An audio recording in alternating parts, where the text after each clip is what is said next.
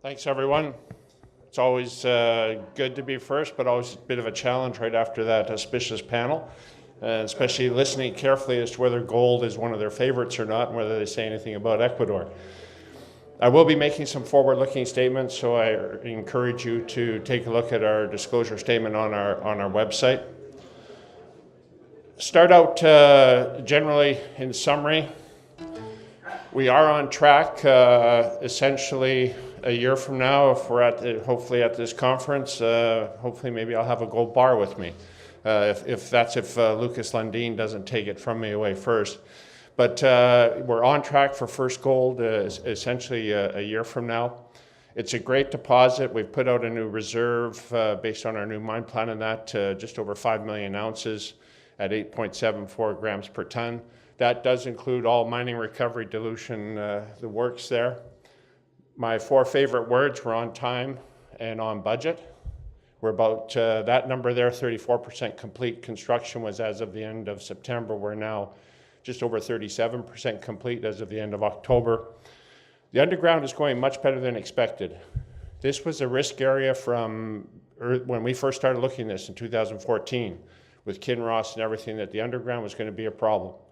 Tough ground, wet, and quite frankly, it's been everything totally the opposite.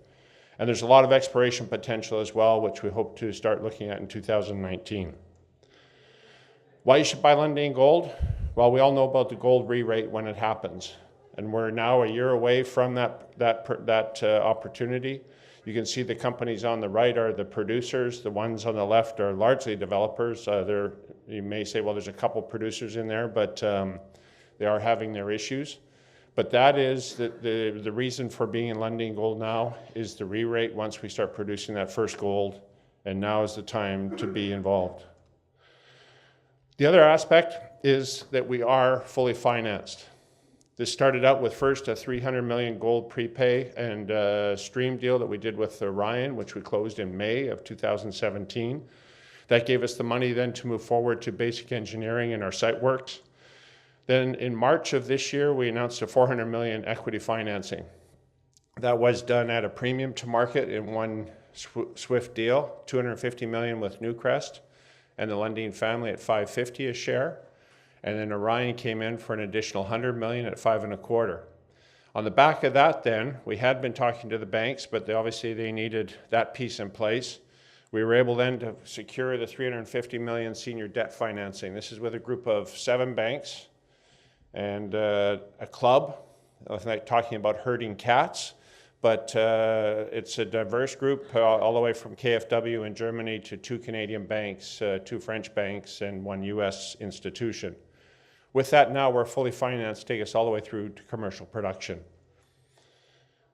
One of the things the board asked us to do this year, which I must admit I originally fought pretty hard because I thought it was a real distraction, was to actually do a full bottoms-up capital cost and operating cost estimate. A lot of companies just continue to work off their forecast. Our board pushed us to do a full bottoms-up one. It obviously distracted a bit from the team, but it was well worthwhile. This shows, I think, comfort to our investors that when we say on time and on budget, we really feel comfortable about doing it, because this was about 50% complete engineering. Our capital cost did go up. It went up from 684 to 692, so up a little bit. But our operating costs came down quite significantly, and with the new mine plan, which we did as part of this, we were able to get access to some higher grade ore, which increased our NPV, reduced our payback, and also increased our IRR quite significantly. And in addition, we reconfirmed our construction schedule that we're on track. This is an illustration of the block model of our total resource. The reserve itself, the 5 million ounces at 8.74 grams per ton, is in that area to the right. It's not a big ore body. That's one of the biggest things about this. This is essentially vertical, 600 meters total strike length, 300 meters in height, and about 150, 200 meters. It's set up perfectly for underground mining. And in terms of underground mining, this is where we were as of the end of October. So you can see that we've had a lot of, we are close to the ore body. We should be at the ore body early first quarter, January, February of next year.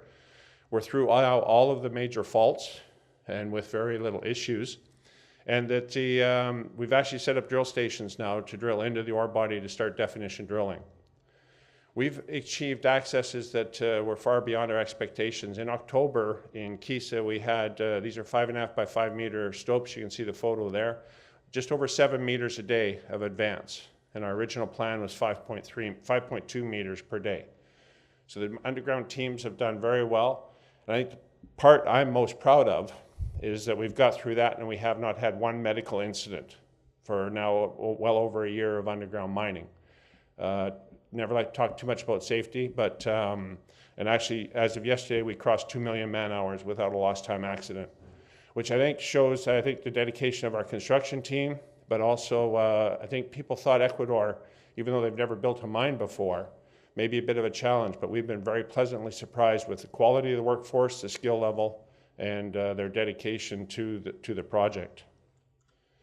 This is an aerial photograph taken a few weeks ago of the site. You can see it's a fairly compact site. In the background are the two portals, the permanent mine facilities. You see some temporary facilities there, our large laydown area, which will become the ore stockpile.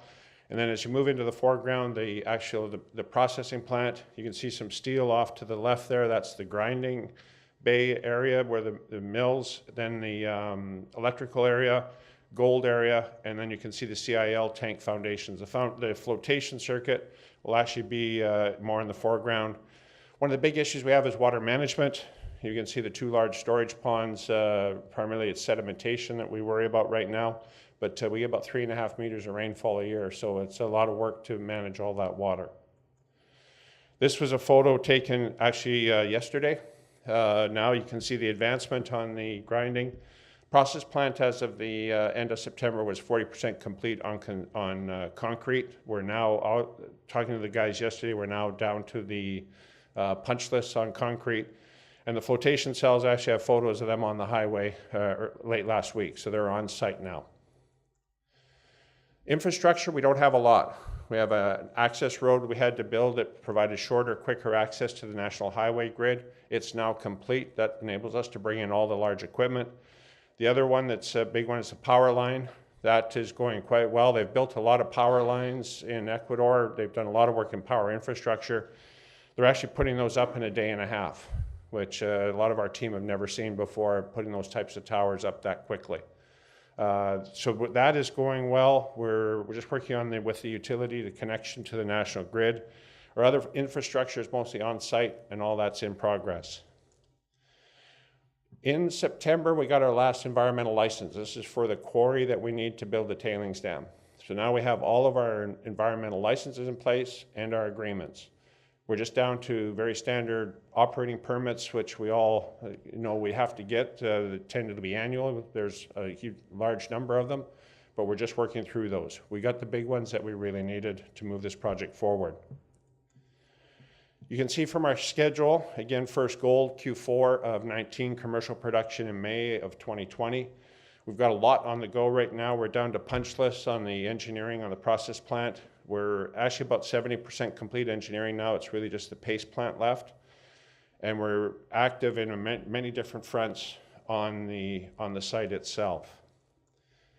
This is our new gold production profile based on what we called our UP, the new mine plan. As I mentioned earlier, we're able to get some higher grade material. You can see through 2021, 2022, our average grades will be in excess of 10 grams per ton.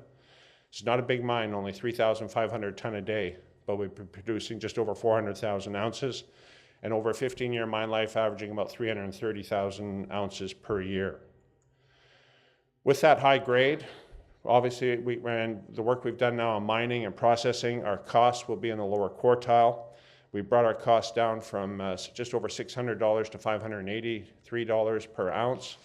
Mostly operating cost reductions, but we also saw a reduction in our smelting and refining costs. We now have contracts in place for the concentrate. About 70% of our gold will be produced as a concentrate. We all know that today it's social license is as important as anything we do on site.